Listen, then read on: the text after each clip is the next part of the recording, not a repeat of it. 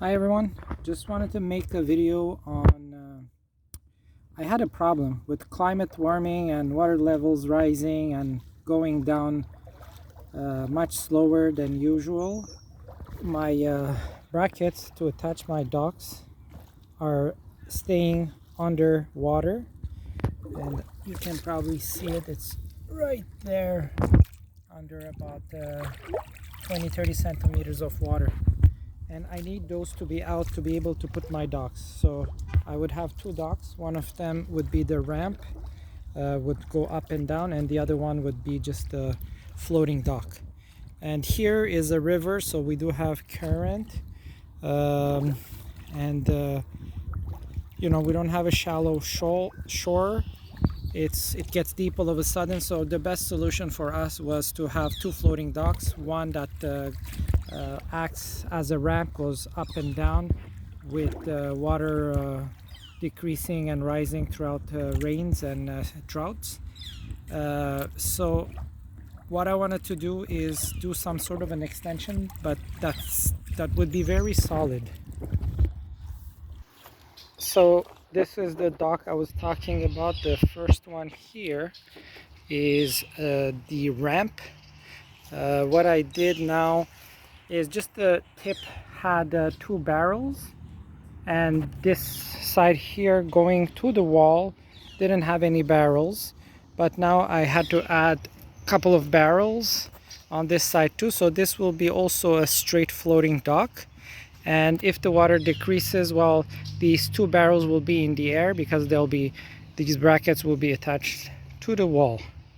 So what I had to do is, and this here is the other dock. It has many barrels. This one has 4 on this edge and 4 on the other.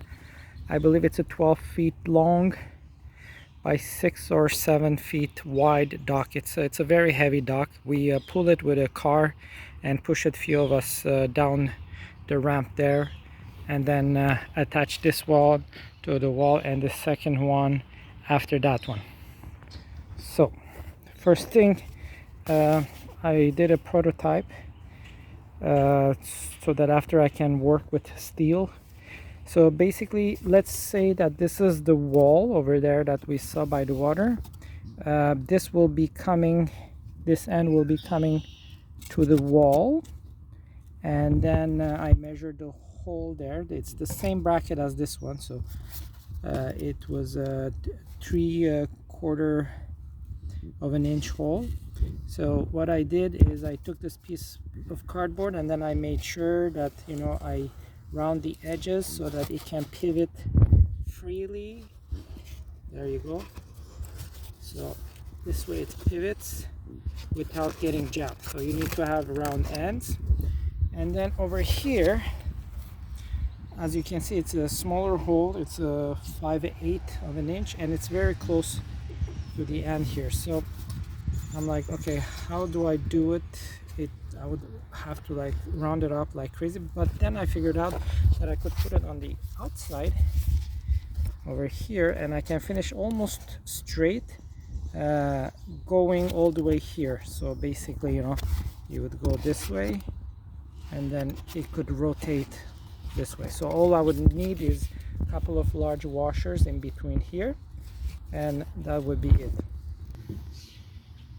So this ended up being my final product. This is a nice thick piece of steel. It's 3/8 of an inch thickness. I could have done it with a 1/4 inch too, but I wanted to go stronger than weaker. So it's hard to work with, but not impossible. So there you go. No, this way. So here I have my 3/4 hole, which is going onto the wall, seawall, and this here is the 5/8. So I'll show you on each end how it's gonna go, and then you'll see. So now let's say this part is fixed after the wall. So now see, I have this to go underwater. This is on the seawall, and now the dock will be above the water level, and that will save me time, you know.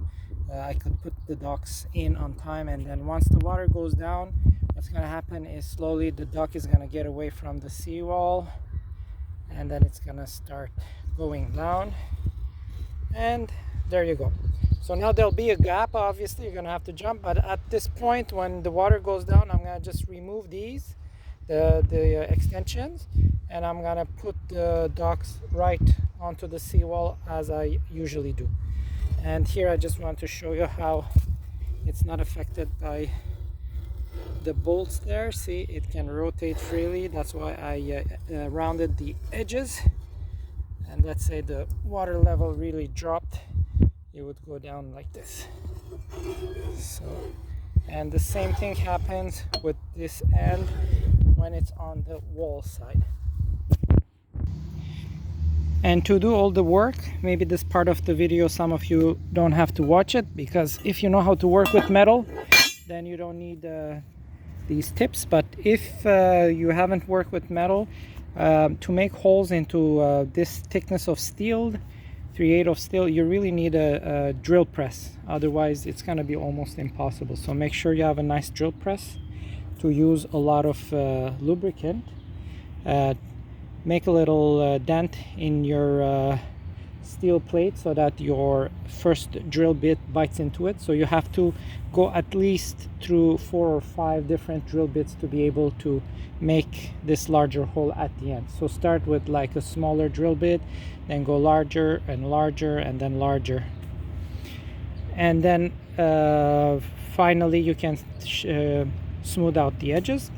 Now to cut the metal, what I used was one of these on my DeWalt grinder, angular grinder. This is a 5-inch metal cut-off disc. See how thin it is? So you just go gently, put it on a nice piece of cinder block, and then start gently cutting it. Make straight cuts, and then, you know, smaller cuts, and after that change into a grinder stone and disc, and then you can round off all the edges nicely, nice and smooth. Oh, guess what, we're lucky the hovercraft is passing by.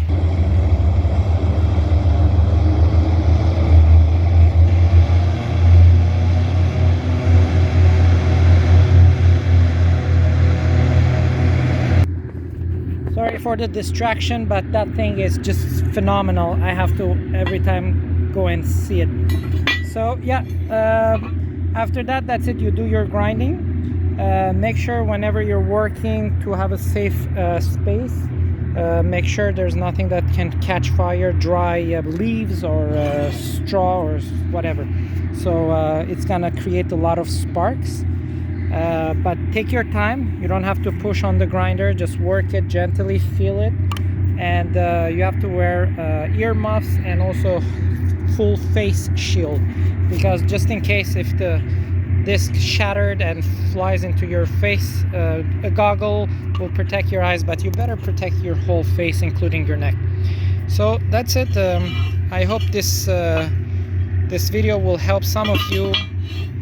I did a lot of thinking to come up with this solution. I was checking online to see if somebody else had done anything like it. I didn't see anything, but so hopefully this will help somebody out there.